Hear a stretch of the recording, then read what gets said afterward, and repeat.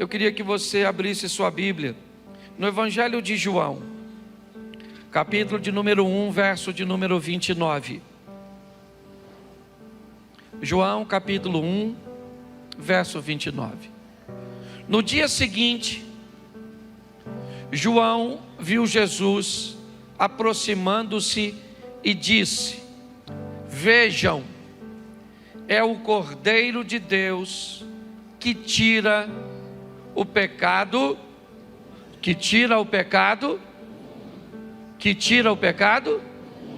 Feche seus olhos. Senhor nosso Deus e Pai, em nome de Jesus, eis aqui a tua palavra, continua falando conosco, usa-me como um canal de bênção nesta hora, pelo poder do nome de Jesus, amém, glória a Deus, amém. Nós defendemos sempre aqui nos nossos discursos que a preparação é um elemento essencial para as pessoas terem sucesso. Sempre orientamos as pessoas e motivamos as pessoas a buscarem uma capacitação, a buscarem uma estrutura onde elas estejam preparadas para viver num ambiente cujo qual se predisporam a viver.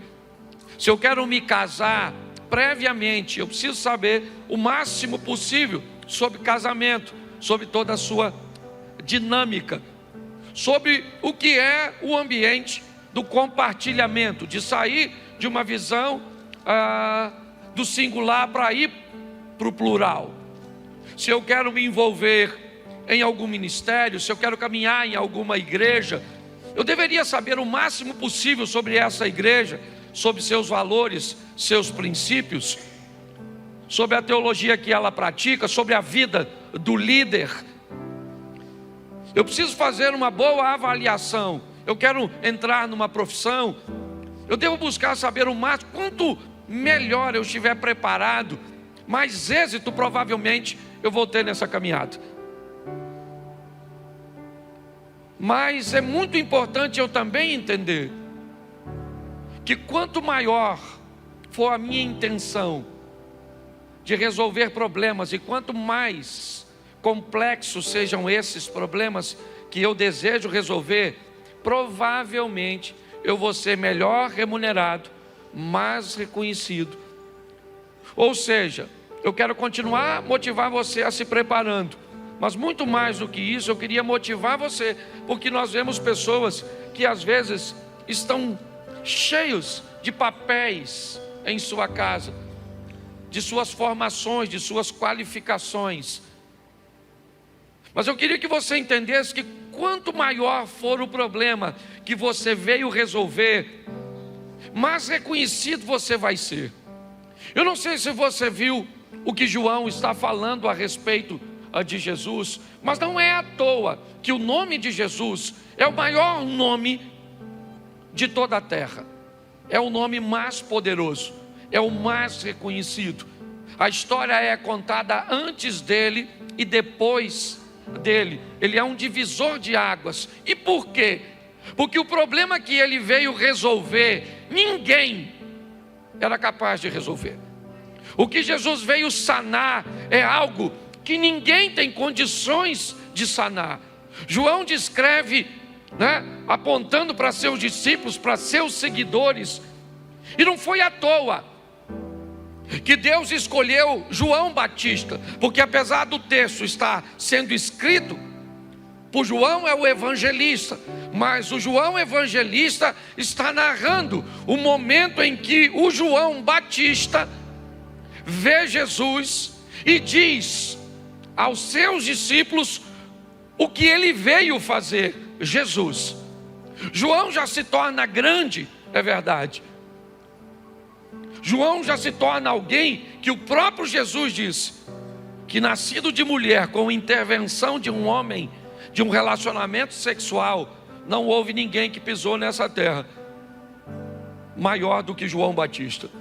E a grandeza de João Batista estava na sua pequenez. A grandeza de João Batista estava na sua humildade. Nós precisamos entender que havia um período de silêncio, uma palavra que havia se tornado comum.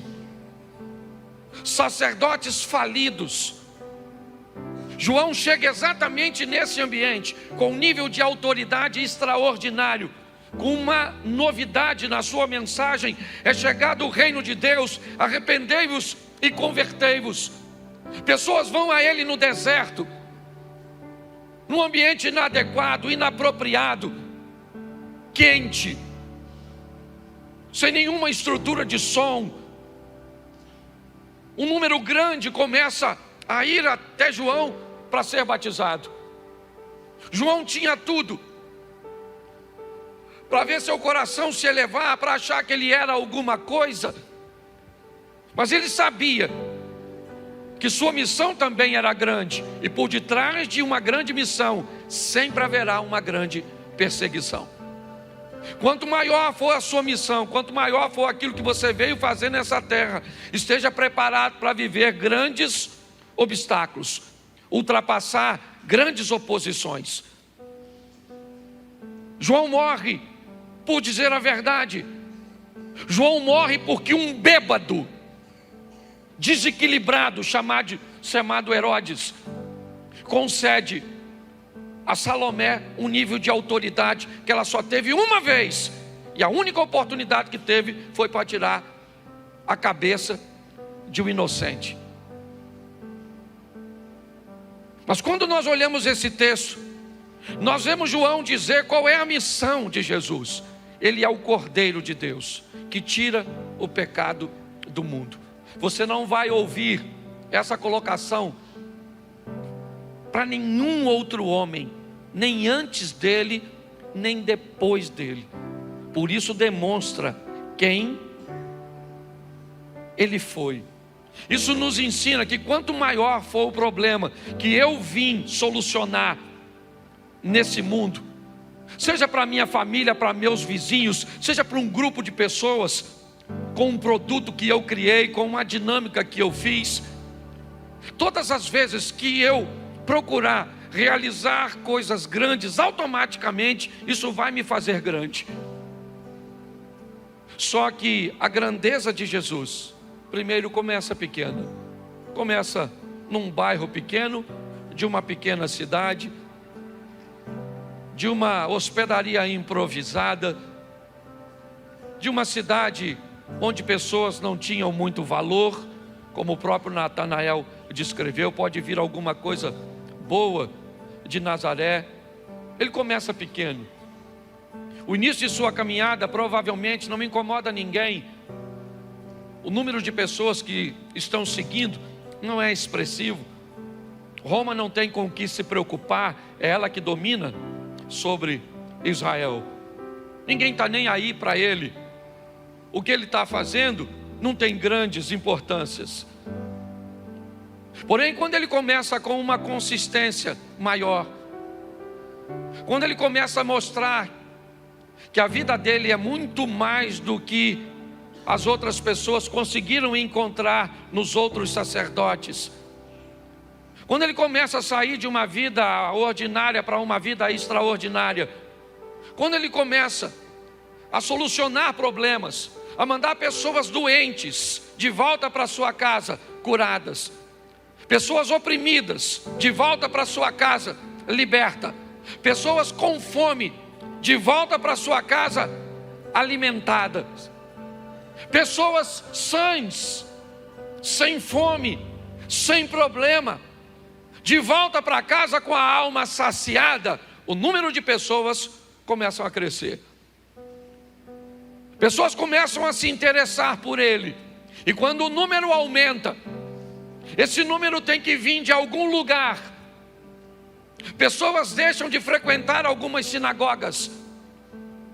Pessoas deixam de ouvir os escribas, fariseus e mestres, doutores da lei.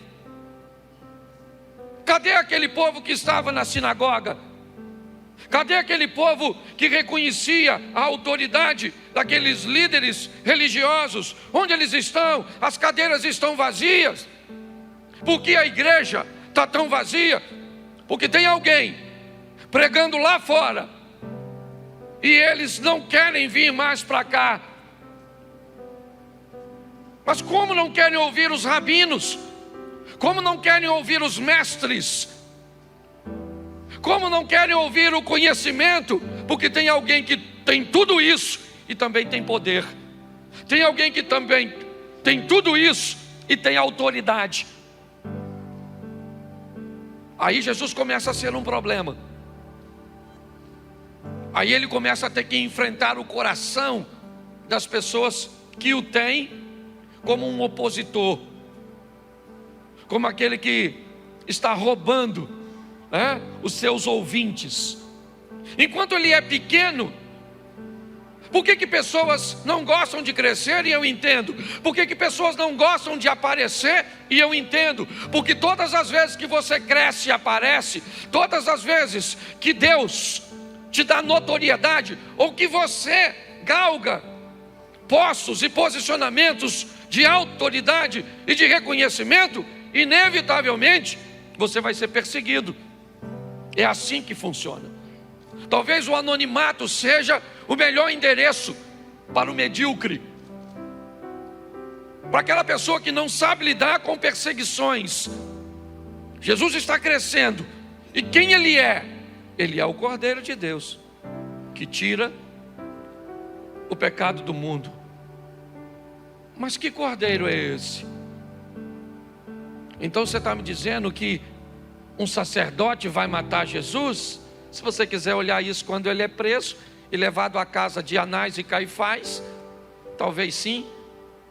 Mas quando nós olhamos numa profundidade maior, ele é muito mais do que oferta, ele é o próprio sacerdote que se oferece.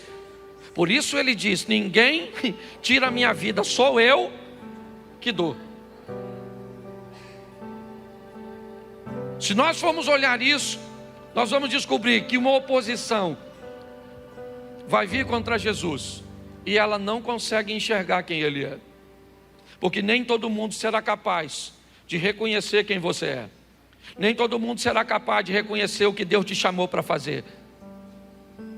Ou você descobre logo quem você é em Deus, ou você vai ficar perambulando, tentando ser quem você nunca foi chamado para ser, para agradar outras pessoas. Aprenda isso. As pessoas olhavam para ele e não entendiam quem ele é. Ele é o Cordeiro de Deus, mas não pode. As pessoas não tinham como enxergar isso nele. Quanto mais rápido você descobrir quem você é, mais suave provavelmente a sua vida vai ficar. O grande problema é que nós temos a tendência a olhar para algumas pessoas que estão em evidência, ou fazendo coisas que nós gostaríamos de fazer, e nós achamos que temos também o mesmo ministério, e aí corremos o risco de perder a nossa identidade.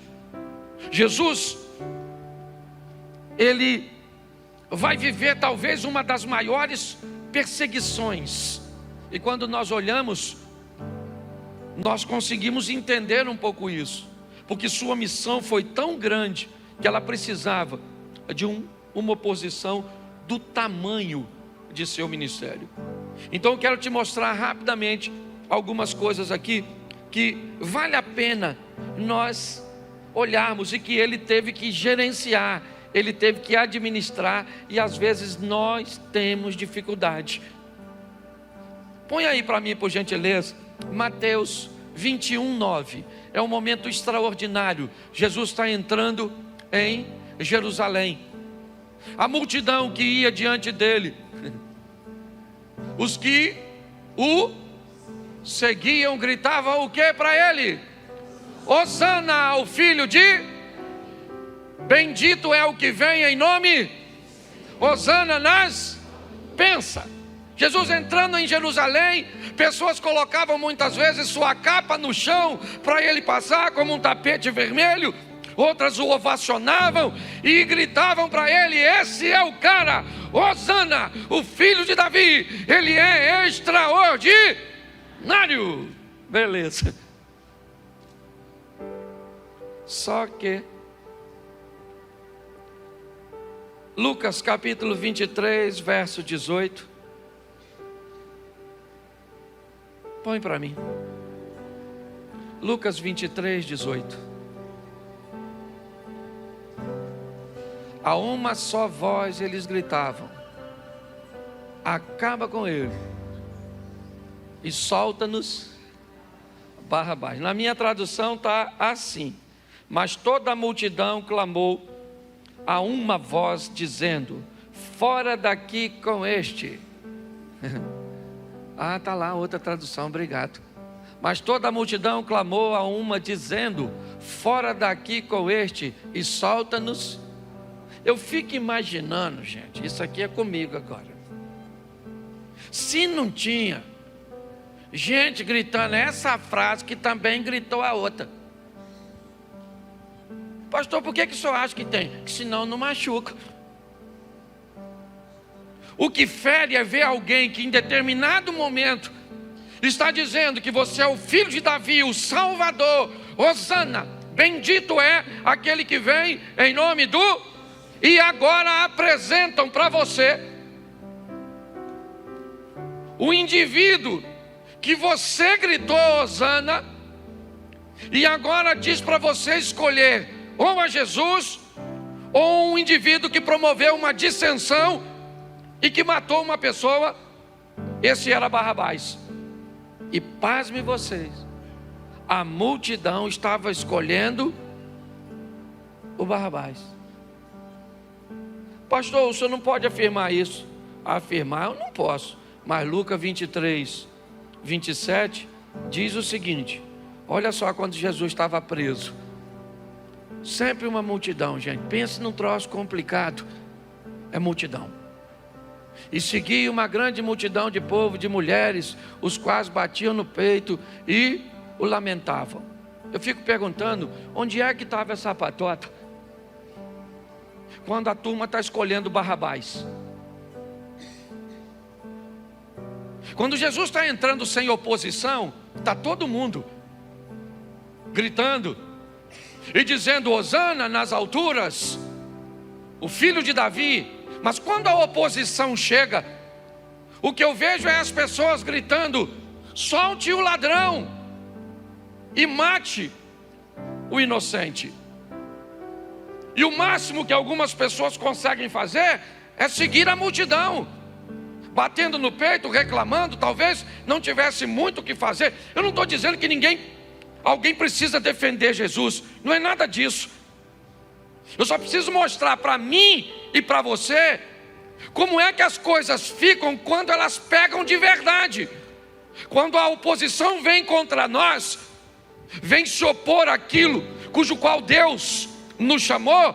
Como é que a solidão é praticamente um endereço quase universal. Há um tempo atrás eu fiz um discurso num dia horroroso meu, que alguém achou até que eu estava querendo morrer. Não estava. O nego ligou, mandou mensagem: pastor, calma, toma remédio, vai no médico. Eu achei fantástico. Mas eu cheguei em casa e falei com a minha mulher: querida, pense numa mensagem errada. Se você quer saber, pense numa mensagem que deu um problema na minha casa. Porque assim que eu estou pregando, alguém pegou o telefone e disse: olha, passou para minha mulher que não pôde vir, Adriana. O pastor está aqui rasgando o coração. Cheguei em casa, a mulher parecia um bico. Falei: o que foi? Aí quando ela me falou que alguém durante o culto nem escutou a palavra, um filho de Deus, usado por Deus, né? Lógico, Deus mandou uma mensagem para minha casa, para minha mulher.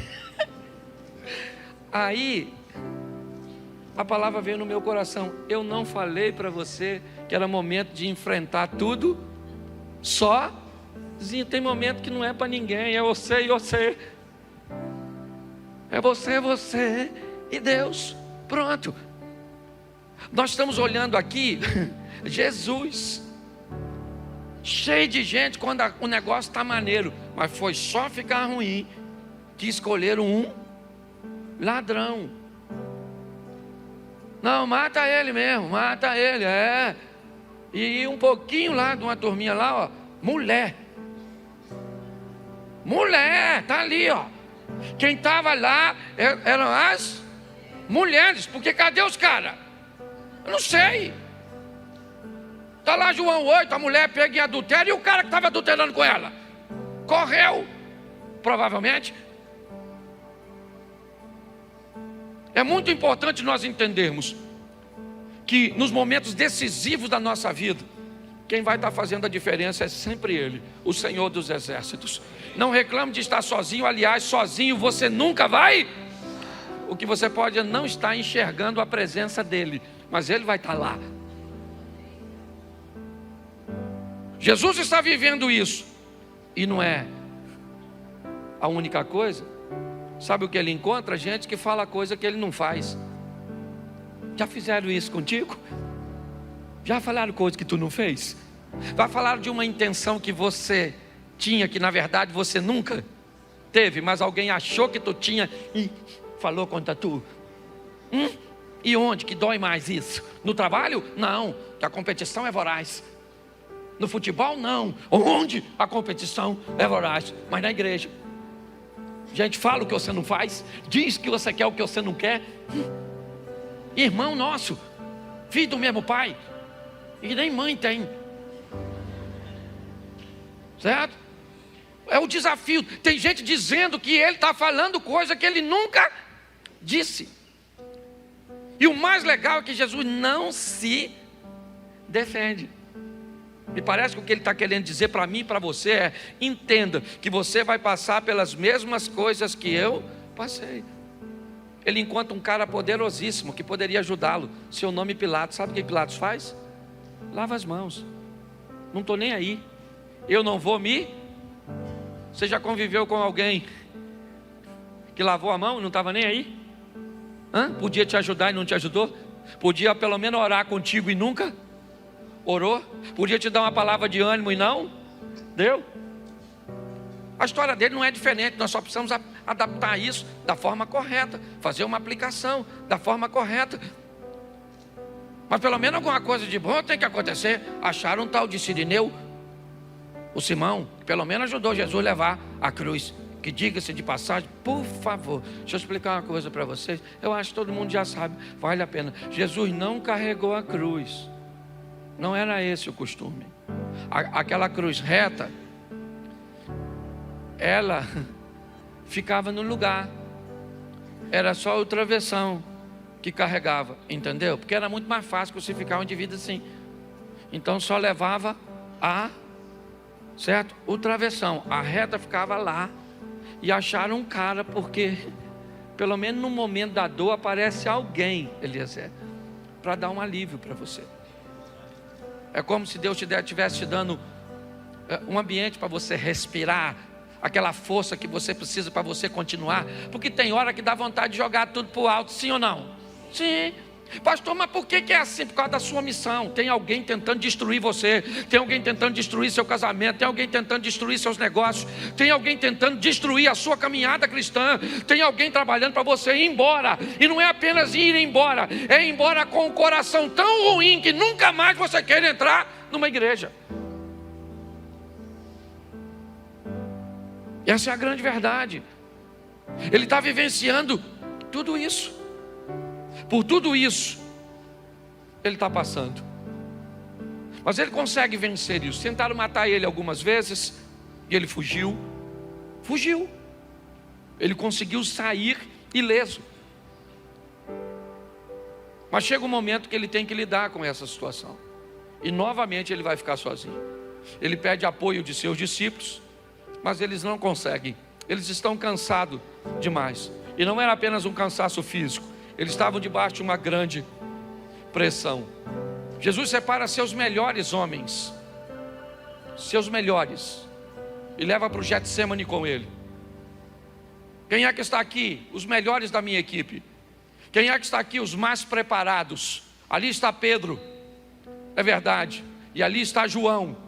Pelo menos os dois dos quais Jesus sempre investiu mais tempo, caminhou mais com eles. Jesus chama esses dois e diz: olha, eu estou precisando de vocês. Eu preciso que vocês estejam comigo aqui em oração. Eu vou um pouquinho mais à frente, mas me dê uma cobertura aqui. E quando Jesus volta, eles estão dormindo. Isso acontece de novo. E o que Jesus começa a observar é o ambiente da solidão. Eu não estou promovendo isso, não. Aliás, eu promovo sempre o relacionamento. Eu sou aglutinado, então eu sou um cara que eu gosto de gente. Eu gosto de lidar com pessoas, eu gosto de furdunço. Eu gosto. Mas eu vou falar para você, quando as coisas ficam desafiadoras, você vai ter que aprender que o ambiente é um ambiente praticamente de duelo. É você e o adversário e Deus te dando cobertura. Minha palavra hoje para você aqui tem a ver com te animar. Eu não sei o que você está enfrentando, eu só sei de uma coisa: você não está sozinho. Deus está com você. E se a pressão está grande, é porque o que Deus tem a fazer através da sua vida também é grande. O que o diabo está tentando? É destruir seu casamento, é porque o seu casamento é extraordinário, seus filhos serão extraordinários. O que o diabo está tentando fazer? Desanimar você no seu ministério, é porque você é grande, você vai longe, você vai em lugares que você nem imagina, porque ele já sabe quem você pode ser, mas você ainda não. Então ele vai trabalhar de todas as formas a desanimar você, a entristecer seu coração. É assim que funciona. Quando nós olhamos para Jesus aqui, Marcos capítulo 15, verso 29. Vamos ver o finalzinho. Aqui, Marcos 15, 29. Dá uma olhadinha no final dessa história. E os que passavam blasfemavam dele, maneando a cabeça e dizendo: ah, tu que derribas o templo e em 3 dias o edifica, salva-te a ti mesmo e desce da cruz. Pode continuar, irmão. E da mesma maneira também os principais dos sacerdotes e os escribas diziam uns para os outros zombando: salvou os outros e não pode salvar a si mesmo. Continua, irmão. O Cristo, o Rei de Israel, desça agora da cruz para que o vejamos e acreditemos. Também os que com ele foram crucificados o injuriam. Presta atenção. Gente, não foi só uma crucificação, foi um espetáculo, foi um show que fizeram com ele. Está todo mundo presente. Você pensa que as pessoas estavam lá porque tinha mais 2 malfeitores? Não. Ninguém estava lá por causa dos 12 ladrões, mas estava todo mundo lá porque fariseus, escribas, saduceus e até alguns zelotes, apesar de serem opositores ao sistema, estavam lá para ver a morte daquele que era tão poderoso, daquele que se dizia ser o Filho de Deus. Porque ninguém está interessado no fracasso de um Zé Ninguém. Ninguém está nem aí para quem não é nada. Mas se pessoas estão querendo ver você perder, saiba de uma coisa: é que pelo menos para elas você é muito importante. E ver a sua derrota, ver a sua desistência, pode trazer um prazer muito grande. Está lotado de gente, vai durar muito pouco. O corpo não pode ficar de sábado para domingo. Você sabe por que furam ele? Porque ele tem que morrer rápido. Porque se virar, né, o dia, não pode mexer mais com ele na cruz. Então ele tem que morrer no finalzinho da sexta-feira, porque não pode ficar para o sábado. Então ele tem que morrer rápido. Mas, para que você entenda, está cheio de gente ali torcendo para ele morrer. A frase não tem nada com desça da cruz. A frase na verdade é: você não pode fazer nada. Falou tanto, era só conversa fiada. Se você é o Todo-Poderoso, desça da cruz e nós vamos acreditar em ele. E Jesus devia estar pensando: eu não preciso que você acredite em mim, eu sei quem eu sou. Eu acho que é essa a grande questão. Nós estamos querendo provar tantas coisas para os outros que estamos esquecendo de provar para nós mesmos quem nós somos.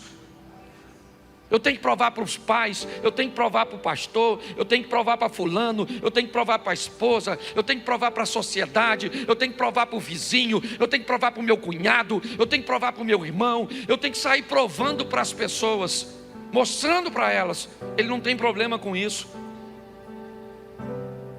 Está todo mundo em volta dele. E todo mundo está ali só por um propósito: vê-lo morrer. Numa linguagem carioca, vê-lo se lascar. Isso, vai morrer agora, está aí, ó. Falou tanto, curou os outros. Cadê a turma que ele curou? Cadê a turma que ele libertou? Cadê o pessoal? Onde é que está essa turma aí? Todo mundo deixou ele sozinho. Mas quando eu vejo Lucas narrar basicamente a mesma coisa que narrou Marcos, Lucas 23, 39, eu acho muito legal. No meio de tudo isso, tem sempre alguém que faz valer a pena. Ô gente, deixa eu falar uma coisa. Quando o negócio estiver ruim, olha para quem está fazendo, olha para o negócio que está dando certo, olha para aquele lugar onde as coisas estão indo bem, porque é de lá que Deus vai te dar força para dizer: eu estou no controle de tudo. Não desista. Às vezes você tem 2, 3 filhos, um é todo bagunçado, sabe o que você faz? Fixa. Atenção, não. Passa a olhar para aquele que deu certo, para aquela que se formou, que é feliz, que casou, que está indo. Vambora. Isso te dá ânimo a entender que uma hora as coisas vão acontecer na vida daquele que ficou para trás. É que nem todo mundo vê as coisas acontecerem, né, no mesmo tempo, até na nossa casa, na nossa família. É assim que funciona. Você tem um filho que fala com 1 ano. Aí vem o outro filho que com 1 ano não fala nada. O menino parece mudo. E vai falar com 1 ano e 3 meses, 4 meses. Um anda mais rápido, o outro mais devagar. Às vezes com esposa e marido é assim, é que eles não se conhecem desde pequeno. Às vezes, por exemplo, a mulher andou com 9 meses. O marido andou com 1 ano e 8 meses. Aí hoje tem coisas que ele muda com uma facilidade muito maior do que ela. E ela muda em outras áreas uma coisa com muito mais facilidade. Quando nós olhamos para tudo isso, nós vamos descobrir que aqui tem algo de bom. Enquanto, se você ficar só com a visão de Marcos, ela termina dizendo assim no verso 32: o Cristo, o Rei de Israel, desça agora da cruz, para que vejamos e acreditemos. E olha como é que ele termina dizendo: também os que foram crucificados com ele. O Marcos narrou que os 2 ladrões estavam falando a mesma coisa. Ainda bem que o Lucas também apresentou a versão dele, porque olha o que o Lucas falou: um dos malfeitores que estavam pendurados blasfemava dele, dizendo: se tu és o Cristo de Deus, salva-te a ti. E isso diz que o que Marco disse não é mentira, só não é uma verdade completa. O que a Bíblia está fazendo aqui é mostrando a ótica de um indivíduo, a percepção. Mas olha a continuação: respondendo porém o outro. Quem era o outro? O outro bonzinho. Tem gente que diz que esse era o ladrão bom. O que é um ladrão bom? Tem gente que diz até que o nome dele é Dimas. O ladrão bom. O que é o ladrão bom? Vou te explicar. Ladrão bom é o que rouba seu carro, mas te leva em casa. Você mora onde? Vou deixar você em casa. Nossa, que ladrão, um ladrão tão bom. Certo? Não, ladrão é ladrão. Está lá, ó. Porém, o outro ladrão, fala comigo, ladrão, sem vergonha. Isso. Que é isso? Repreendiam, dizendo: o que o ladrão falava para o outro ladrão? Rapaz, tu nem ainda teme a Deus estando na mesma condenação? Ou imagina aqui, ó, Jesus no meio e o ladrão aqui, né? Eu estou imaginando como se Jesus estivesse. Se Jesus está no meio, eu estou botando como se estivesse dificuldade entre um ladrão e outro tivesse Jesus. E o ladrão daqui falando com o de lá. Rapaz, você nem teme a Deus, mesmo estando debaixo da mesma condenação. Uma discussão na cruz. O pessoal que está lá embaixo dizendo: desce da cruz, desce da cruz. E Jesus falou: não posso descer da cruz. Por que eu não posso descer da cruz?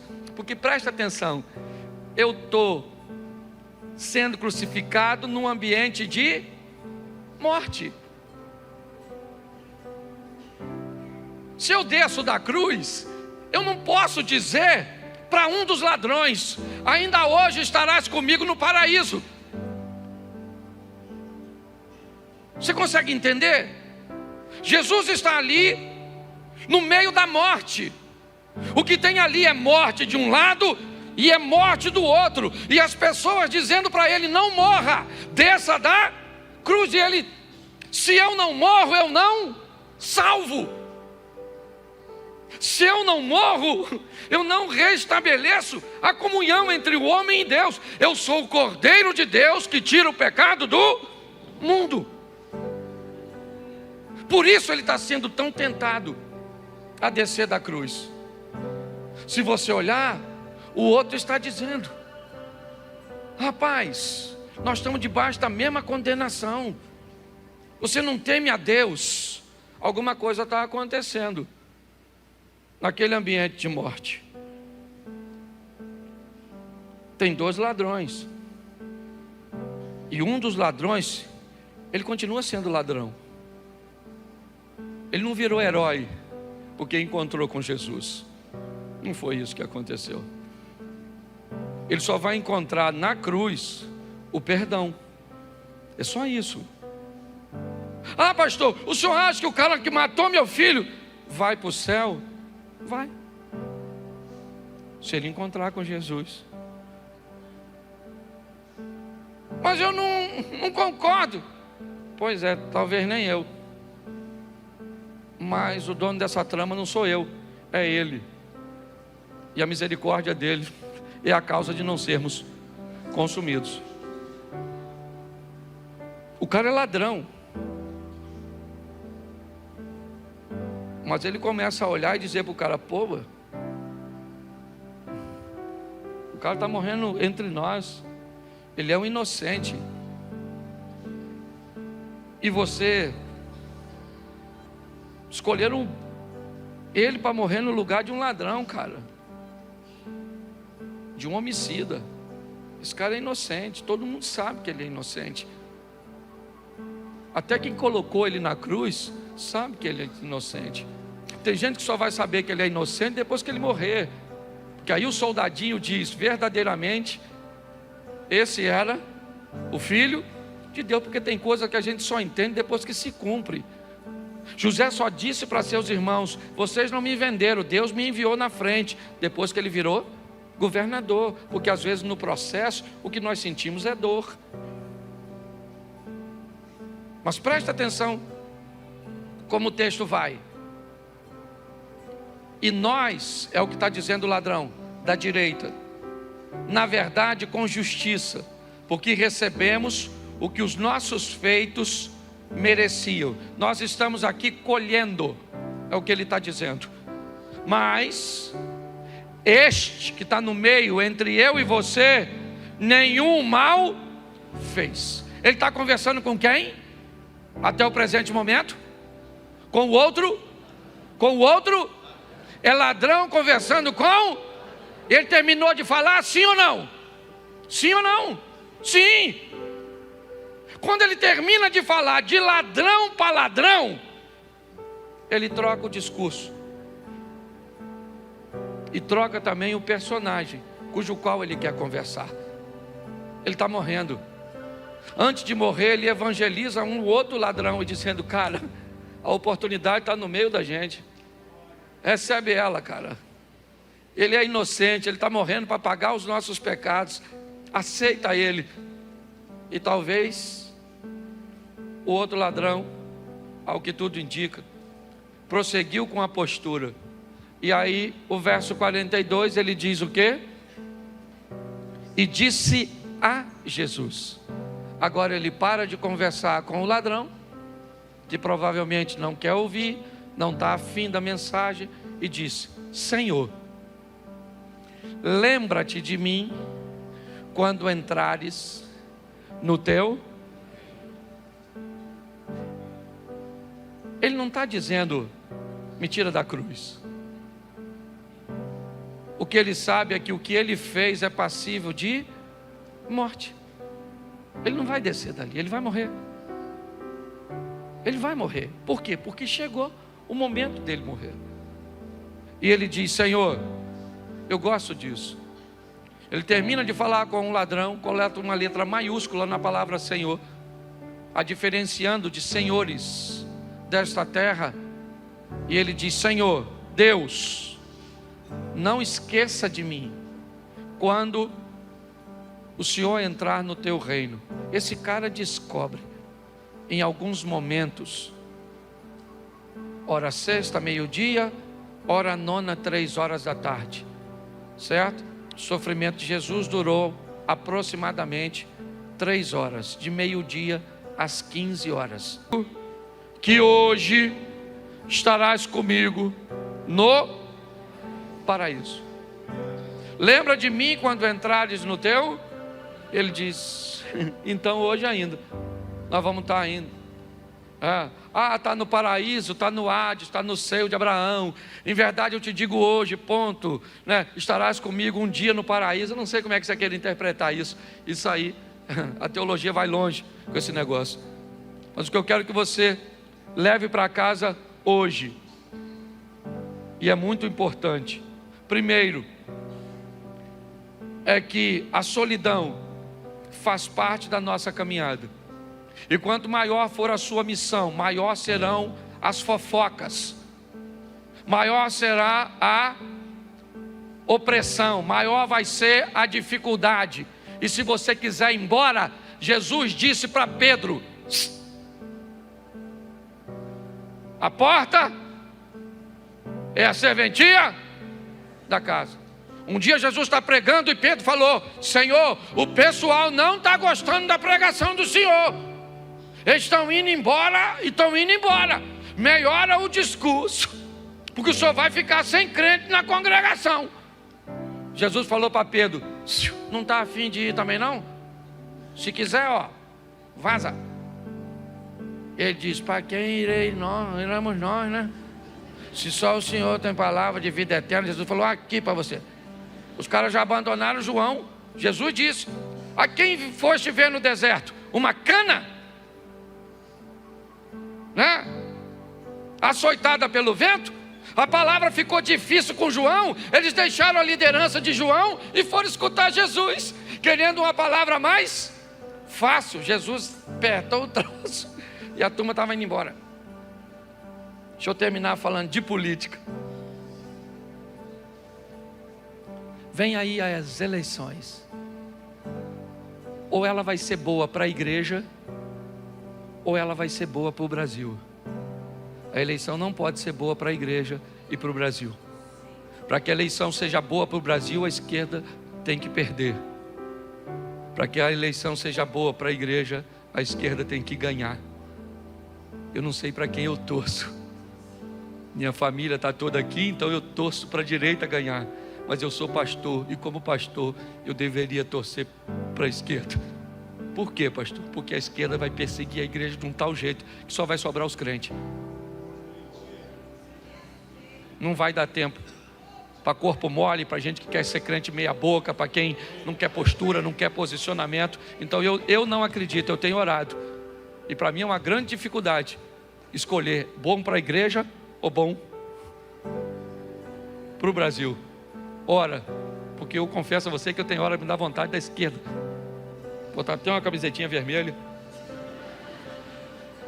certo? Mas eu tenho filho, eu tenho um neto, então eu quero um Brasil melhor. Mas eu não sei se Brasil melhor é a igreja melhor.